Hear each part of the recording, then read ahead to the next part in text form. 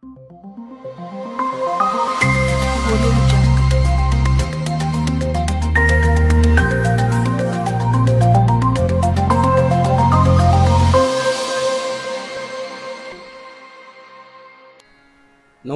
বন্ধুরা, spiritual bulletin চ্যানেলে সকল শ্রোতা দর্শক বন্ধুকে স্বাগত। সবচেয়ে ভয়ঙ্কর ও সংক্রামক হলো শ্রীরামকৃষ্ণের ধর্ম। সত্যিই তাই। শ্রীরামকৃষ্ণ জগতের মহাবিস্ময়, অসাধারণ এক ব্যক্তিত্ব। যেমন শ্রীকৃষ্ণ, বুদ্ধ, খ্রিস্ট এবং চৈতন্য। পৃথিবীতে 500 বা 1000 বছর পরে এরকম মানুষের সাক্ষাৎ পাই আমরা। ঋষি অরবিন্দ সম্পাদিত কর্মযোগিনী পত্রিকার একটি সম্পাদকীয়তে লেখা হয়েছিল, বিগত 500 বৎসরের মধ্যে শ্রীরামকৃষ্ণ পরমহংসদেবের মতো দ্বিতীয় একটি পুরুষ পৃথিবীতে আবির্ভূত হয় নাই। একজন মানুষ যেন পৃথিবীর সার নির্যাসকে নিকড়ে নিয়ে আবির্ভূত হয়েছেন। ঋষি অরবিন্দ তাঁর সম্পাদিত ধর্মপত্রিকার একটি সম্পাদকীয়তে লিখেছেন, শ্রীরামকৃষ্ণ কে? তিনি সর্বভূত অন্তর্যামী ভগবান। প্রতিটি জীবে, প্রতিটি প্রাণীতে, কীট পতঙ্গ, বৃক্ষ লতা, গুল্মে অন্তর্যামী রূপে তিনি অনুপ্রবিষ্ট হয়ে রয়েছেন। তিনি মানুষের দেহ ধারণ করে এসেছেন এই মাটির পৃথিবীতে, আমাদের কাছে আমাদের মতো সাধারণ হয়ে। বাস্তবিক আমরা তো অবিশ্বাসী মানুষ। কেমন করে বিশ্বাস করব যে একজন দরিদ্র প্রায় নিরক্ষর মানুষ, আবার গলায় ক্যান্সার, রক্ত পুঁজ পড়ছে, কেমন করে তাকে বলবো ভগবান? তিনি কি করে ভগবান হবেন? গিরিশচন্দ্র ঘোষ বলছেন, ক্যান্সার শ্রীরামকৃষ্ণের একটা ভান। প্রশ্ন হলো, কিসের ভান, কিসের ছল? শ্রীরামকৃষ্ণ নিজেই একদিন মাস্টারমশাইকে বলছেন, লোক বাছা যা বলছো তা ঠিক। এই অসুখ হওয়াতে কে অন্তরঙ্গ কে বহিরঙ্গ তা বোঝা যাচ্ছে। গলায় ক্যান্সার দেখে কজন লোক তাকে ভগবান বলে বিশ্বাস করেন তা দেখার প্রয়োজন ছিল তাঁর।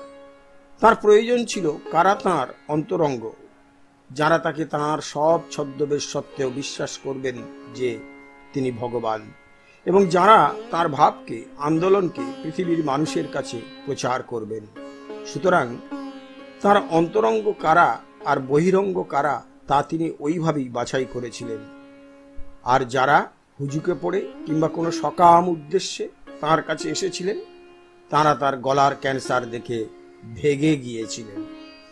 আবার এমন অনেক ভক্তও ছিলেন যারা সব দেখে শুনেও অটল বিশ্বাসে তাঁর পদপ্রান্তে রয়ে গেলেন।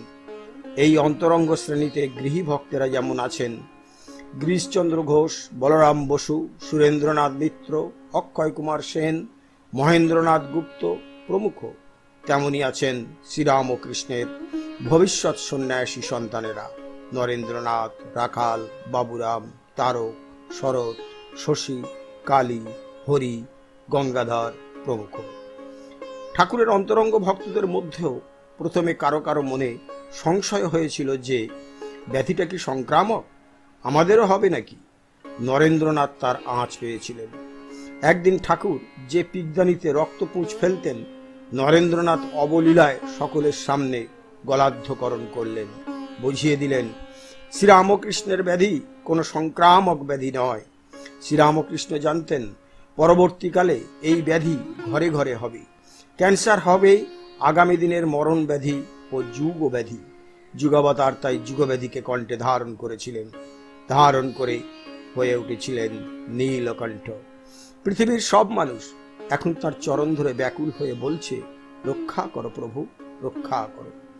কিন্তু তিনি ওই কালব্যাধিকে স্বয়ং কণ্ঠে ধারণ করে যেন বললেন, আমার কাছে যদি আসতে চাও তাহলে কোনো প্রাপ্তির আশা নিয়ে এসো না। ক্যান্সার বা অন্য কোনো দুরারোগ্য ব্যাধি নিরাময়ের জন্য এসো না। আমার কাছে আসবে দৈবী সম্পদকে আয়ত্ত করার জন্য। আমার এই উত্তরাধিকার সব মানুষের জন্য আমি রেখে গেলাম। আমার সম্পদ চৈতন্যের সম্পদ, তোমরা সেই চৈতন্যের অধিকারী।